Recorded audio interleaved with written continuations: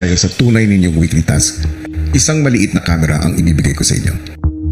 Yan ang gagamitin ninyo para kumuha ng mga pictures. Para sa inyong weekly task, tulad ng napag-usapan, ay gagawin nyo ito ng palihim. May envelope dyan. Sa loob niyan ay yung emosyon para sa inyong unang picture. At ang housemate na panggagalingan nito. Pandidire ni Esnier. Yung core mo. Engager core. Susunod, 50. There you go. Ito ba? 50. habang ramdam na ang pagod ng ilan, sina Josh at Dustin dumidiskarte na para kumuha ng litrato ni Esnier. Kasi nakuha mo? Dito? Ay, baro. Pawis ako. Thank you.